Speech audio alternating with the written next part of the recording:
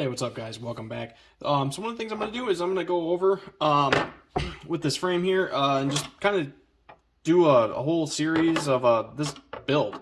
There's some things I'm waiting for. I'm still waiting for a stack for this one. But one of the first things you do when getting a frame and starting to build, first thing you probably want to start with is a frame. So get yourself a frame. What I like to do is assemble it, put everything together just to make sure everything fits and works.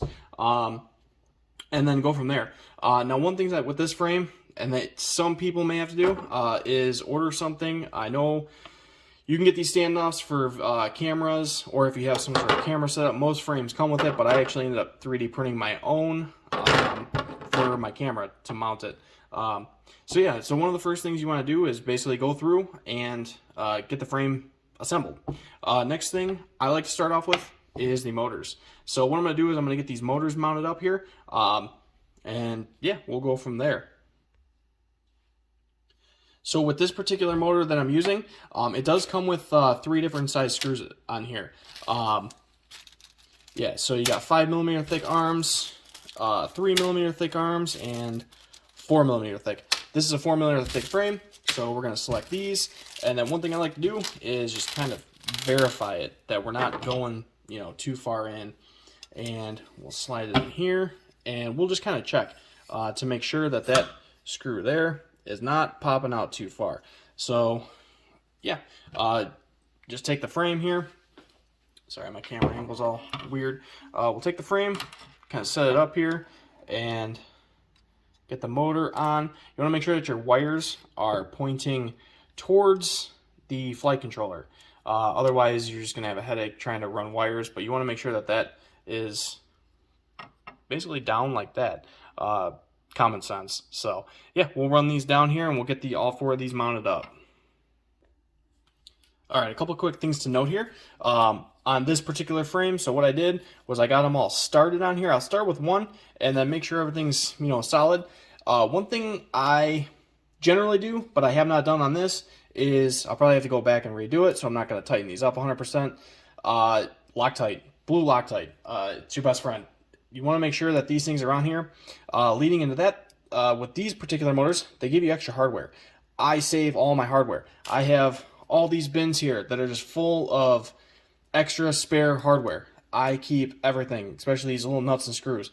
They're always, most likely, 99% of the time, the company's always going to send you with extras. Save them, because that'll be the time you need it. I've never had it happen to me where I've had a motor fall out. If you Loctite it properly and make sure everything's just kind of snugged up before you take your flights, save it. Save everything.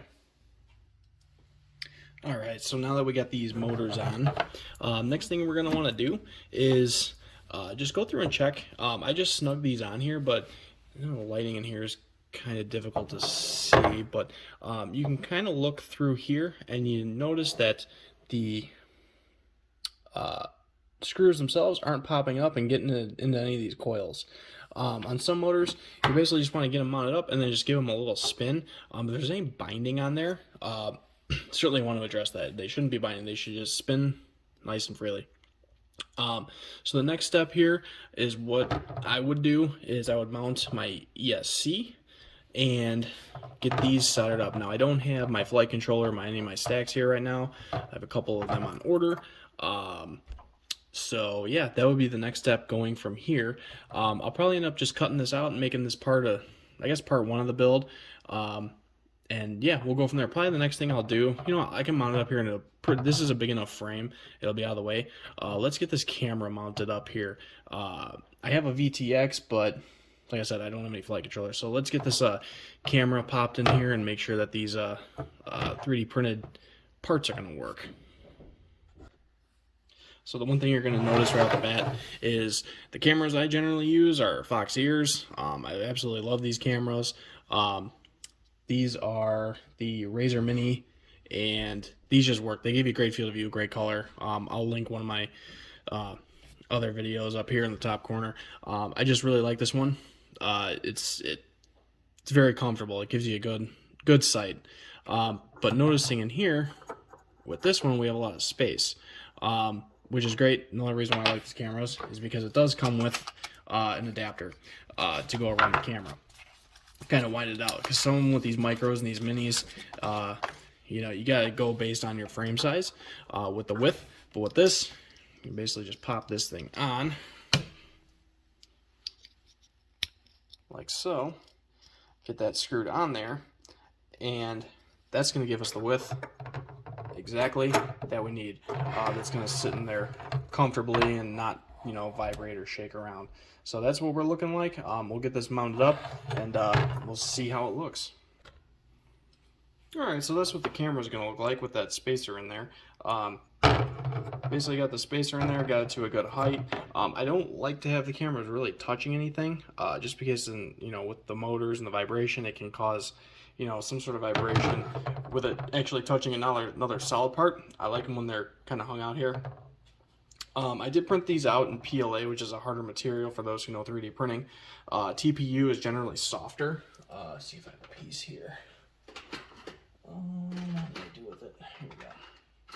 So the TPU here is, it's going to be a little bit more rubbery. It can absorb a little bit better. But being that it's a mount for the camera, and you know, I'm not going to be, it's just what I'm going to be seeing, I'll deal with it. But yeah, that's what we're looking like here. As soon as I get the stack here, I will get that thrown together and we'll get that put in and get these soldered up. But as of right now, that's how it sits.